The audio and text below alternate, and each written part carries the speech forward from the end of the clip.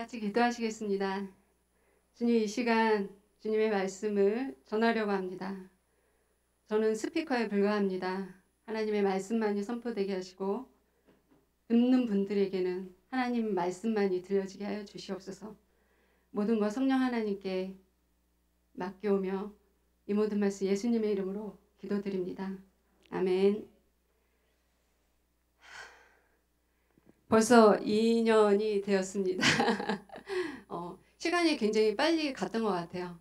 개인적으로 공부하면서 여러 가지 과정들이 있었고 그 과정 속에서 또 사역도 같이 진행하다 보니까 저한테는 2년이라는 시간이 굉장히 짧게 그렇게 지나갔고 또 좋은 교회에서 좋은 말씀 들으면서 함께 사역할 수 있게 돼서 그것도 너무나 감사드립니다.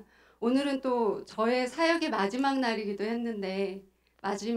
한데 또 2021년 마지막 주일이기도 하네요. 그래서 이렇게 고별 설교를 2021년 한 해의 마지막 설교로 하게 될 수 있어서 너무 감사드리고 또 배려해 주신 목사님께 감사드립니다.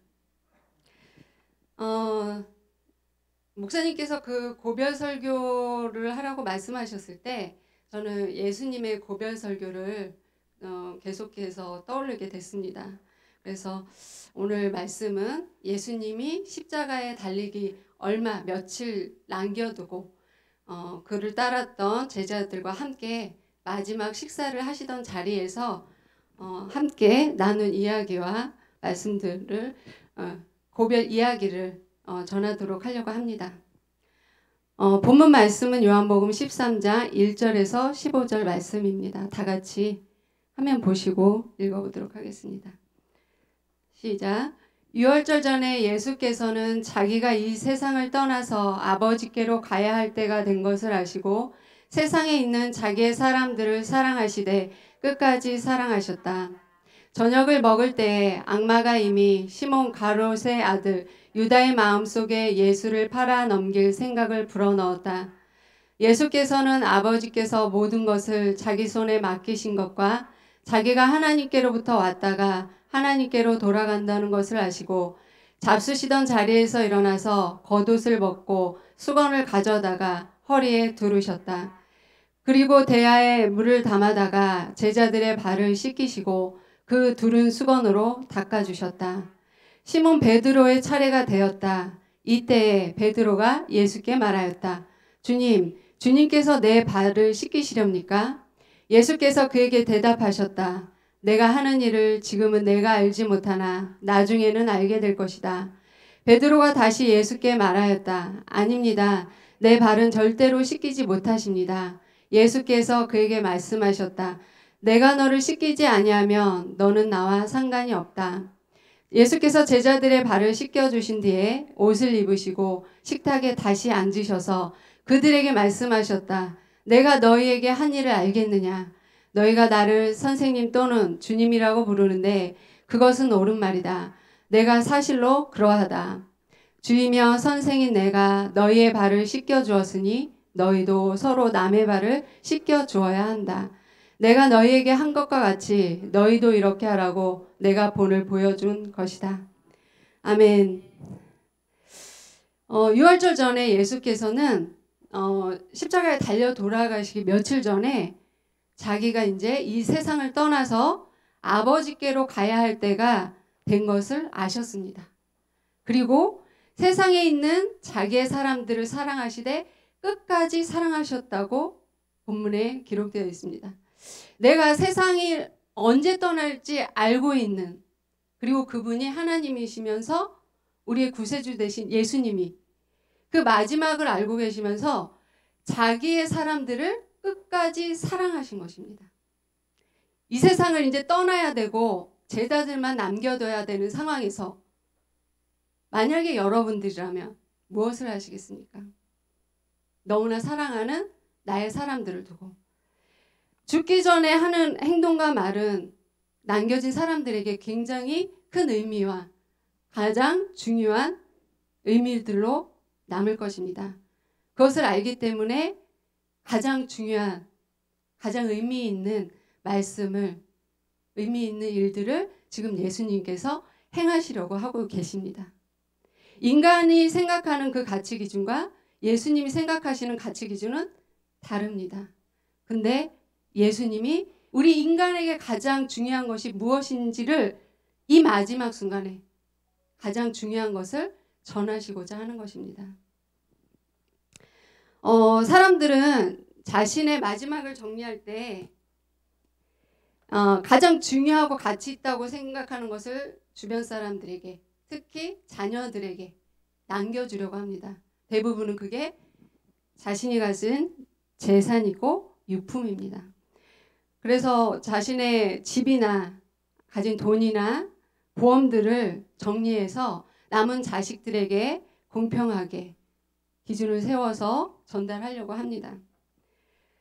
여기 계신 분들 대부분이 부모님의 입장에 계신 분들이실 텐데, 그런 면에서 한 번 정도는 이런 것, 나의 자식에게 내가 마지막에 무엇을 남겨주면 좋을까, 어떻게 남겨주면 좋을까를 고민을 해보셨을 것입니다. 그리고 자식된 입장에서는 내가 나의 부모님한테 무엇을 받을 수 있을까? 어떤 유산이 나한테 남겨질까? 그런 생각들도 해보셨을 것입니다. 대부분의 이제 부모님들은 선한 의도로 내 자식이 잘 되기 바라는 마음으로 자식들에게 유산을 남겨주고 정리를 하려고 합니다. 그런데 그런 선한 의도와는 상관없이 자식들은 부모가 남겨줄 또는 남겨진 재산으로 인해서 서로 싸우거나 심하게는 법정 투쟁까지 가게 됩니다. 부모님은 자식이 행복하라고 이 땅에서 더 잘 살라고 준비해서 준 거지만 오히려 더 큰 불행을 안겨주는 경우가 많은 것 같습니다. 그런 사례를 우리는 뉴스를 통해서 많이 듣고 또 주변을 통해서도 듣게 됩니다. 그렇기 때문에 우리 신앙을 가지신 여기 계신 성도님들은 오늘의 예수님의 이 고별 이야기에 더욱 집중해서 들으시면 좋을 것 같습니다. 예수님께서 아버지에게 돌아가야 할 때를 아시고 가장 중요하게 여긴 것은 자기 사람들을 사랑하시되 끝까지 사랑하는 것이었습니다. 인간의 사랑은 이 세상이 끝입니다. 그렇지만 예수님의 사랑은 이 세상이 끝이 아닙니다. 여기서 예수님이 끝까지 사랑하신다는 것은 영원한 사랑을 의미하는 것입니다. 영원한 사랑을 의미하는 그 뜻에서 지금 이 땅에 잠시 남아있는 이 제자들에게 무엇을 전해야 되는가? 그것을 지금 하려고 하시는 것입니다. 그것은 바로 우리가 너무나 잘 알고 있듯이 제자들의 발을 씻겨주는 것이었습니다. 요한복음 13장 2절에 저녁을 먹을 때에 악마가 이미 시몬 가롯의 아들 유다의 마음속에 예수를 팔아넘길 생각을 불어넣었다라고 되어 있습니다. 지금 예수님은 떠날 것을 아시고 제자들을 너무나 사랑하셔서 그 생각과 어떤 행동을 하려는 그 찰나에 시몬 가롯 유다는 그 예수님 곁에서 사탄의 생각에 사로잡히게 됩니다.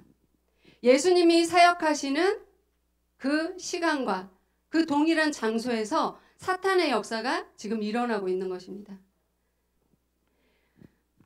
우리가 예수님과 함께 한다는 자리, 하나님께 예배 드리는 바로 이 자리에서 나의 생각 속에 사탄의 생각이 들어올 수 있다는 걸 기억하시기 바랍니다. 그래서 예배 자리에서도 우리의 생각과 마음을 지키셔야 합니다. 기도하셔야 됩니다. 예수님 바로 옆에서 시몬에게 지금 이 일이 일어나고 있는 것입니다. 요한복음 13장 3절 예수께서는 아버지께서 모든 것을 자기 손에 맡기신 것과 자기가 하나님께로부터 왔다가 하나님께로 돌아간다는 것을 아시고, 예수님께서는 자기가 이제 세상을 떠나실 것을 아시는데 하나님께서 자신에게 모든 것을 맡기셨다는 걸 알게 되셨습니다. 이 모든 것이라는 것은 모든 권능, 이 세상의 모든 것, 모든 권위, 이 모든 것을 말하는 것입니다. 그리고 그것을 아시고 바로 하신 일은 말이 아닌 행동이었습니다. 바로 행동을 취하셨습니다. 만약에 성도님들께서 여러분들에게 성도님들께 하나님께서 모든 것을 맡겼다고 상상해 보세요. 내가 모든 것을 할 수 있어. 이 세상의 모든 것을 가질 수 있어. 라고 한다면, 그리고 그게 마지막 순간에 그게 주어졌다면 나에게 남겨진 나의 사람들에게 무엇을 하시겠습니까? 부모님들은 남겨진 나의 자녀들에게 멋진 집을 남겨주고 싶어하고 좋은 차를 남겨주고 싶어하고 집값이 계속 오르고 땡값이 계속 오르는데 좋은 땅 물려주고 싶으실 것입니다. 그리고 돈 되는 좋은 사업, 돈 잘 버는 사업을 알려주실 수도 있으실 것입니다. 그러나 예수님은 우리의 기대와는 전혀 다른 일을 하고 계신 것입니다. 모든 것을 하실 수 있고 모든 것을 가지신 그분이 사랑하는 사람에게 남기시고자 한 가장 중요한 것은 돈도 능력도 어떤 건강도 아니었습니다. 모든 것을 할 수 있는데 13장 4절에 무엇을 하셨는지 나오고 있습니다. 잡수시던 자리에서 일어나서 겉옷을 벗고 수건을 가져다가 두르셨습니다. 대야에 물을 담아다가 제자들의 발을 씻기시고 그 두른 수건으로 닦아주셨습니다. 갑자기 식사를 하시다가 일어나신 것입니다. 제자들은 무엇을 하실까 어리둥절했을 거예요. 다른 복음서에서는 이 식사 자리가 최후의 만찬으로 기록되어 있습니다. 그런데 지금 요한복음에서는 최후의 만찬이 아닌 예수님이 제자들의 발을 씻기시는 이 장면을 조명하고 있는 것입니다. 너무 갑작스럽고 당황스러운 상황에 제자들은 그저 멀뚱멀뚱 지켜보고만 있었을 것입니다. 갑자기 수건을 누르시고 갑자기 물을 떠오세요. 대야에다가 제자들의 발을 씻기고 계신 것입니다. 다들 알고 계실 텐데요. 그 당시에 발을 씻어주는 일은 그 집안에 있는 종들 중에서도 가장 낮은 종이 하는 일이었습니다. 그 일을 지금 예수님이 제자들 앞에서 무릎을 꿇고 그들의 냄새나는 먼지 묻은 발을 씻어주고 있는 것입니다. 시몬 베드로 차례가 되었습니다. 이때 베드로가 예수께 말했습니다. 주님께서 내 발을 씻기시렵니까? 예수께서 그에게 대답하셨습니다. 내가 하는 일을 지금은 내가 알지 못하나 나중에는 알게 될 것이다. 베드로가 다시 예수님께 말했습니다. 아닙니다. 내 발은 절대로 씻기지 못하십니다. 예수께서 말씀하십니다. 내가 너를 씻기지 않으면 너와 나는 상관이 없다. 열혈 제자 베드로는 적극적으로 예수님의 행동을 제지합니다. 예수님이 제자들을 발을 씻기시는 이 모습은 그들의 죄를 자신의 피로, 우리의 죄를 자신의 피로 씻기시는 최종 구원의 모습을 상징적으로 표현하고 계신 것입니다. 그렇게 베드로가 예수님이 발을 씻기시는 그 행동을 제지한다면 예수님과 아무 상관이 없어요. 아무 상관만 없을 뿐만 아니라 구원받을 기회를 잃어버리고 마는 것입니다. 반드시 씻어야 되는 거죠. 그런데 예수님께서 말씀하십니다. 이미 목욕한 사람은 온몸이 깨끗하니까 발밖에는 더 씻을 필요가 없다. 너희는 깨끗하다. 그러나 다 그런 것은 아니다. 다 그렇지 않다라는 건 12제자 중에 한 명, 예수님을 배반할 유다를 말하고 있는 것입니다. 유다가 어떠함을 아셨고 앞으로 어떻게 할 거라는 것도 알고 계심에도 불구하고 그 12제자 중 유다의 발도 씻겨주시고 계신 것입니다. 이 가룟 유다는 예수님을 선생님 하고 따라다니던 제자였고 예수님이 말씀하실 때 아멘 아멘 하며 응답했던 그런 제자였습니다. 예수께서 제자들의 발을 다 씻겨 주신 뒤에 옷을 입으시고 식탁에 앉으셨습니다. 그리고 제자들에게 말씀하셨습니다. 내가 너희에게 한 일을 알겠느냐? 그리고 13절에 이렇게 되어 있습니다. 다 같이 읽겠습니다. 너희가 나를 선생님 또는 주님이라고 부르는데 그것은 옳은 말이다. 내가 사실로 그러하다. 주이며 선생인 내가 너희의 발을 씻겨 주었으니 너희도 서로 남의 발을 씻겨 주어야 한다. 내가 너희에게 한 것과 같이 너희도 이렇게 하라고 내가 본을 보여준 것입니다. 여기서 본은 헬라어로 히보데이그마라고 되어 있는데요. 원어 뜻은 본보기, 모형, 복사입니다. 우리가 살아가야 할 예수님의 모습을 말로서가 아니라 삶으로서 복사해서 살라고 하시는 것입니다. 그 삶의 모형을 우리에게 그대로 보여주셨는데 그것을 우리가 복사해서 살면 되는 것입니다. 이대로 복사해라 너네가 똑같이.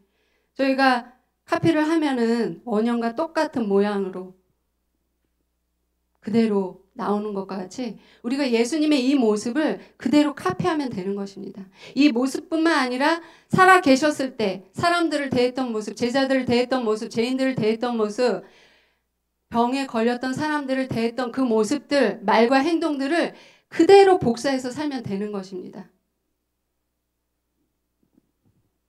예수님은 하나도 그냥 말로 하지 않고 자신이 말한 그대로를 삶으로 보여주셨습니다. 왜냐하면 우리가 그대로 복사해서 살아야 되기 때문입니다. 그걸 원하셨기 때문입니다. 다 같이 읽겠습니다. 요한복음 13장 16절. 내가 진정으로 너희에게 말한다. 종이 주인보다 높지 않으며 보냄을 받은 사람이 보낸 사람보다 높지 않다. 너희가 이것을 알고 그대로 하면 복이 있다. 우리가 이대로 하면 복이 있다고 합니다. 예수님을 그대로 닮아서 복사된 삶을 살면 우리에게 복이 있습니다. 우리 그 복 이미 받았잖아요, 예수님. 그런데 이 땅에서 그 복을 누리려면 예수님의 그 삶을 그대로 복사해서 살면 되는 것입니다. 그랬을 때 진정한 기쁨이 무엇인지, 진정한 평안이 무엇인지, 진정한 자유가 무엇인지 알 수 있습니다. 근데 그대로 복사해서 살아보지 않는 사람은 그 기쁨 몰라요. 그 복 못 누려요. 여기 예수님 말씀하셨잖아요. 너희가 이것을 알고 그대로 복사해서 살면 복이 있다라고 하셨잖아요. 그대로 복사해서 살 때 그 복을 누릴 수 있게 됩니다. 여기 계신 성도님들 모두 그 복을 누리시기를 축복합니다. 자, 종이 무릎을 꿇는 건 너무나 당연하죠. 낮은 사람이 높은 사람 앞에서 자세를 낮추는 건 너무나 당연해요. 그런데 예수님의 무릎 꿇음은 너무나 당연하지 않은 일입니다. 그분은 우리의 선생이고 주님이시며 창조주이십니다. 우리의 구원자이십니다. 그게 어떻게 당연합니까? 너무나 당연하지 않은 일을 당연하게 하라고 보여주고 계십니다. 저는 다리가 짧아서 무릎 꿇는 게 좀 쉬워요. 근데 김강태 성도님과 같이 키 크신 분들은 무릎 꿇기가 좀 쉽지 않을 것 같아요. 땅에서 가까운 사람은 내려오기가 쉬울 것 같아요. 근데 힘 있는 분, 지위가 있는 분, 가진 게 많으신 분일수록 내려놓기가 쉽지 않을 것 같습니다. 그러나 아무리 어려워도 하늘에서 땅으로 내려오는 것처럼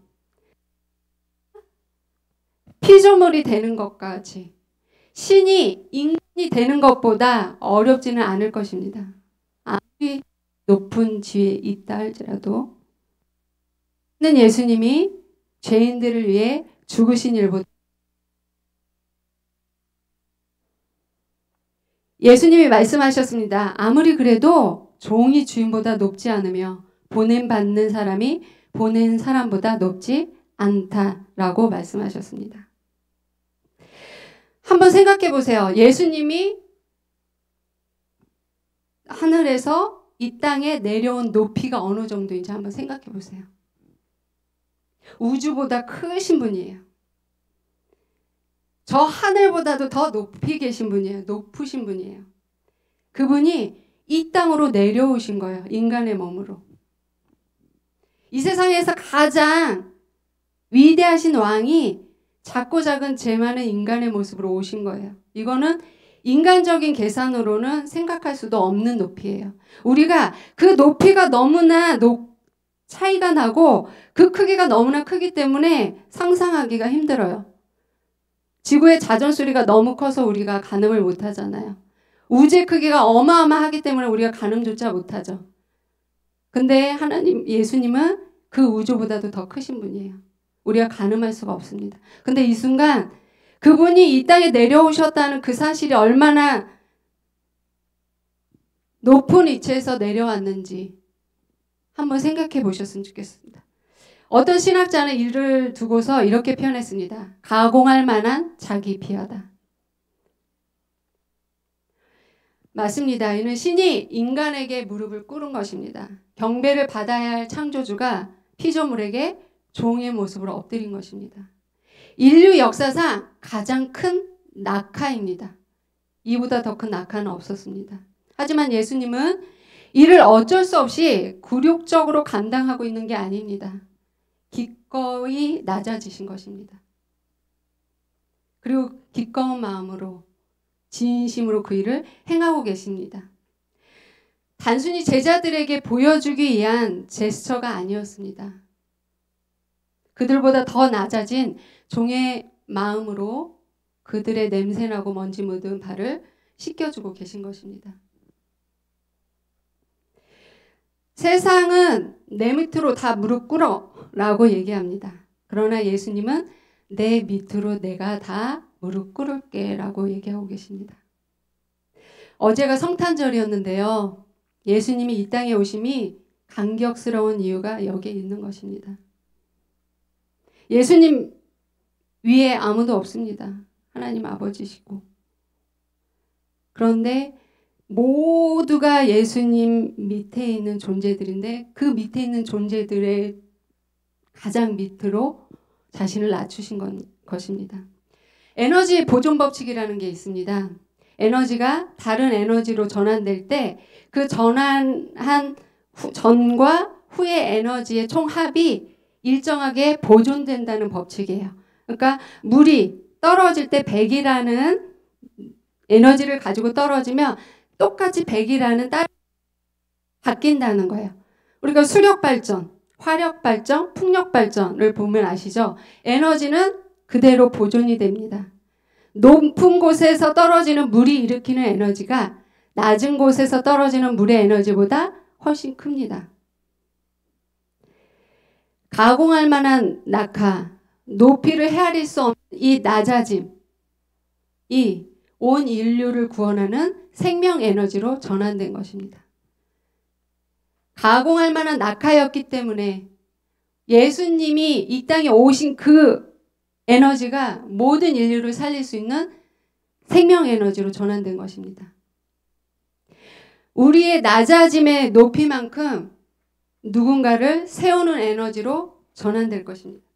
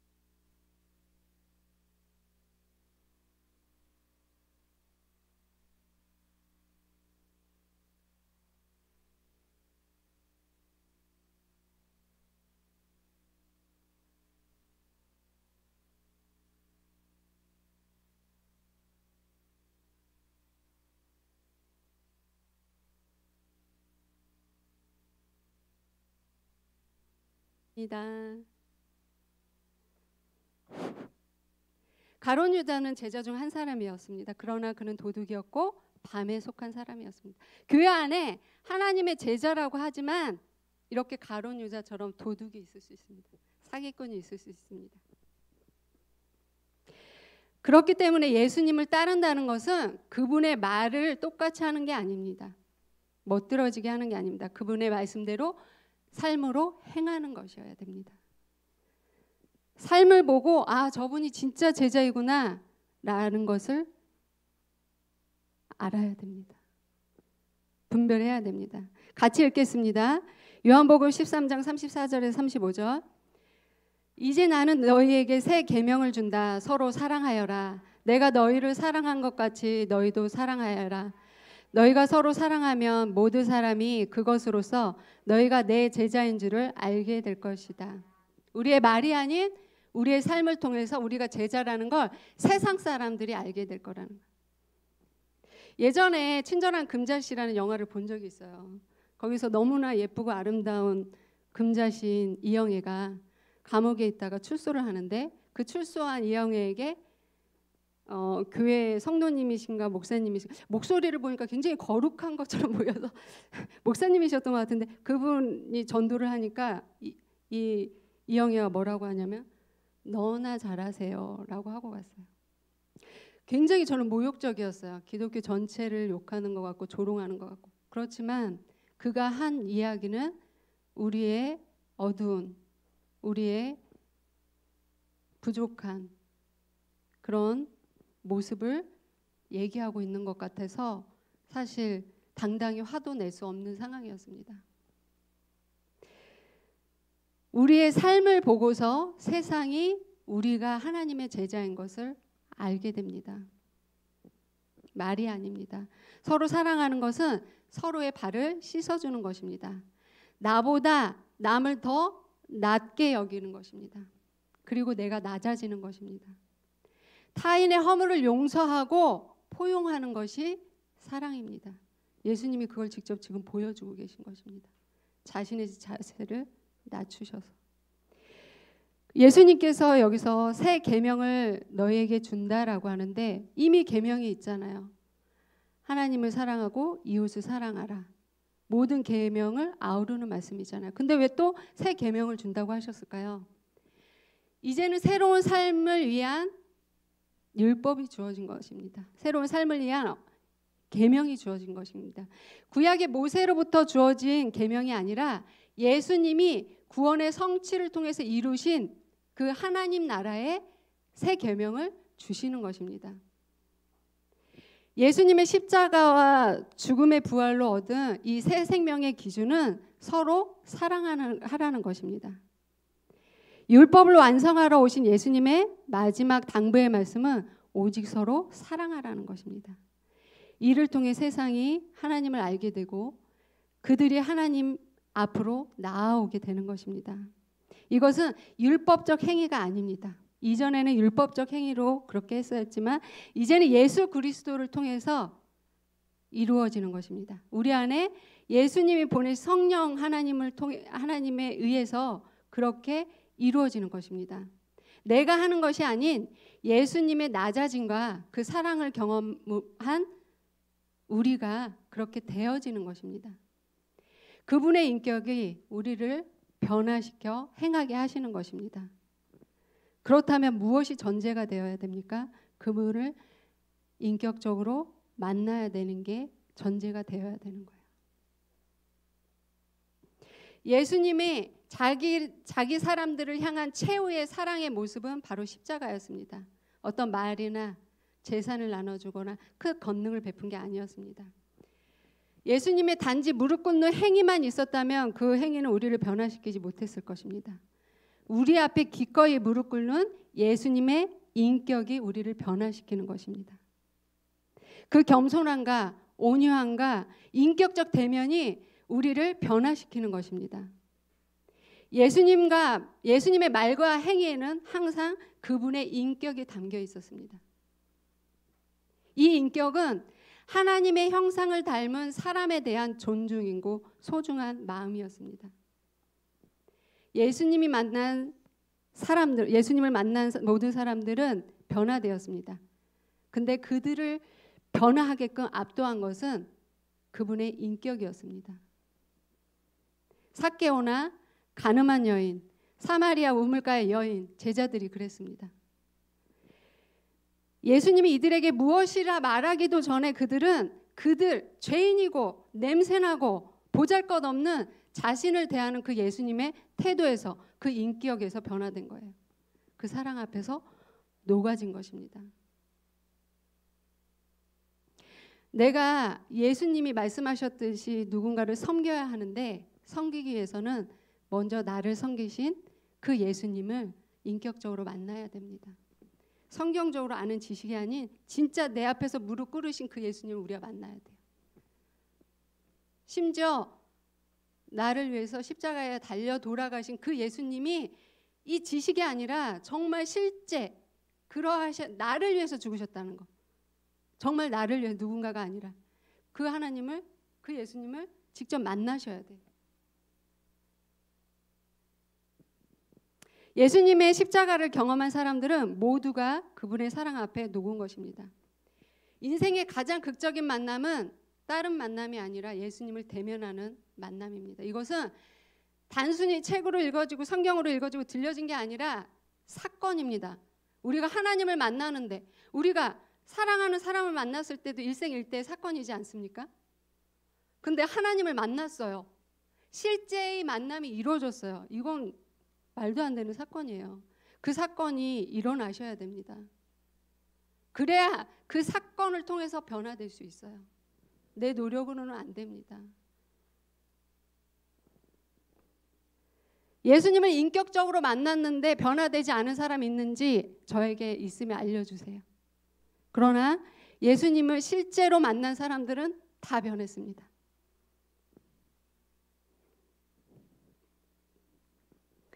그 예수님을 실제로 만나시는 그 사건이 우리 성도님들에게 일어나기를 축복합니다. 꼭 일어나셔야 됩니다. 그래야 변화받지만 그래야 구원받은 것입니다. 이론적으로 아는 사실로는 안 됩니다. 예수님으로 인해서 우리가 하나님과의 관계가 회복되었습니다. 하나님과의 올바른 관계는 사람과의 관계로 나타납니다. 하나님과의 관계 회복은 사람과의 관계 회복으로 이루어졌습니다. 하나님에 대한 태도는 인간에 대한 태도로 표현이 됩니다. 하나님을 경외함은 인간에 대한 존중으로 나타납니다. 바로 예수님의 모습이 그랬습니다. 하나님과 가장 친밀한, 가장 가까운, 하나님과 동일하신 그분은 인간에게도 그렇게 모습을 친밀하게, 가깝게, 온유하게, 따뜻하게, 겸손하게 나타나셨습니다. 그렇게 대하셨습니다. 만약에 예수님께서 이 자리에 오셔서 직접 무릎을 꿇고 대야를 가져다가 물을 담으시고 직접 가져오셔서 우리 발을 씻겨주신다면 어떻게 될까요? 지금 이 자리에서 이분이 예수님이야. 펑펑 울고 난리가 날 것입니다. 안 됩니다. 예수님 제가 어떻게 이러면서 펑펑 울 거예요. 그런데 예수님은 너희 서로가 발을 씻어주는 내가 되어야 라고 얘기하시는 것입니다. 서로 서로의 예수님이 되어주셔야 됩니다. 여기 계신 성도님들이. 너희가 나를 주와 선생이라고 부르는데 내가 너희의 발을 씻겨주었듯이 서로의 발을 씻어주어라. 내가 했듯이 너희도 이렇게 해라. 서로 서로의 예수님이 되주셔야 되고 예수님처럼 무릎 꿇으셔야 됩니다. 예수님처럼 섬기셔야 됩니다. 정말 사랑하면 무릎 꿇을 수 있습니다. 정말 사랑하면 전생애를 드릴 수 있습니다. 정말 사랑하면 목숨까지도 내어줄 수 있습니다. 예수님이 우리를 정말 사랑했기 때문에 무릎 꿇을 수 있었던 것입니다.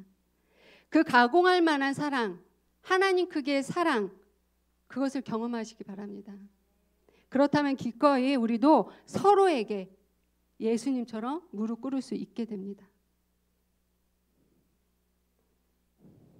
세상의 힘과 재물은 아래에서 아래에서 위로 향합니다. 세상 사람들은 권력과 부, 힘 앞에서 엎드립니다. 자연스럽게. 그렇게 낮아질 수가 없어요. 세상 권력과 돈과 힘 앞에서. 그들은 이 세상의 모든 가난하고 힘없는 사람들이 차지해야 될 권리와 물질을 상위 몇 퍼센트 사람들이 차지하고 있어요. 이게 세상의 이치고 구조예요. 구조 악입니다. 구조적 악이에요. 이 구조를 벗어날 수가 없어요. 그리고 세상은 자신이 사랑하고 좋아하는 사람에게 또는 도움이 될 만한 사람에게 잘해줍니다. 하지만 하나님 나라의 방식은 다릅니다. 사랑과 섬김은 물이 위에서 아래로 흐르듯 위에서 아래로 향합니다. 많은 곳에서 적은 곳으로 흘러가야 합니다. 밝은 곳에서 어두운 곳으로 흘러가야 합니다. 힘이 있는 곳에서 없는 곳으로 가야 됩니다. 세상 모든 권세와 능력을 소유하신 분은 가장 낮은 자세의 종의 모습으로 섬기셨습니다. 그분은 심지어 자신을 돈 몇 푼에 팔아넘길 유다의 발도 씻기셨습니다. 목숨을 바쳐 따르겠다고 3번이나 따르겠다고 장담했던 베드로는 3번이나 예수님을 부인했는데 그것을 알고 계시면서도 베드로의 발도 씻겨주셨습니다. 그리고 예수님의 권위를 이용해서 자신이 더 높은 자리에 앉겠다고 다투던 그들의 발도 씻겨주셨습니다. 예수님은 이 모든 것을 다 알고 계셨고 심지어 그들의 속마음까지 다 알고 계셨어요. 그럼에도 불구하고 그들 앞에서 자신을 낮추시고 그들을 높이셨습니다. 우리의 섬김이 이래야 됩니다.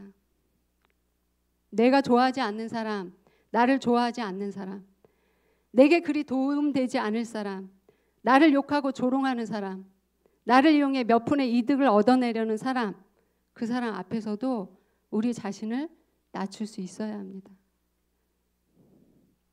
예수님께서는 자신이 그러셨듯 서로를 섬기라고 말씀하고 계십니다. 내 계명은 이것이다. 내가 너희를 사랑한 것과 같이 너희도 서로 사랑하라. 사람을 변화시키는 말은 많은 말도 멋진 말도 아닙니다. 오직 사랑입니다. 예수님의 희생적 사랑만이 인류를 구원했습니다. 우리가 따라야 할 성격적 인물은 다윗도 모세도 요셉도 아닌 이사야도 아닌 바울도 아닌 바로 예수님입니다.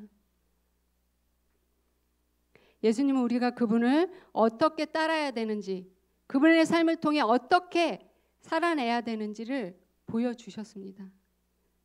예수님은 이렇게 고별 설교를 마치시고 자신이 어떠한 죽음을 죽을 것을 알리시고 성령 보혜사가 올 거라는 것도 알리시고 그리고 마지막 잡히기 바로 전에 마지막 제자들을 위한 고별 기도를 하십니다.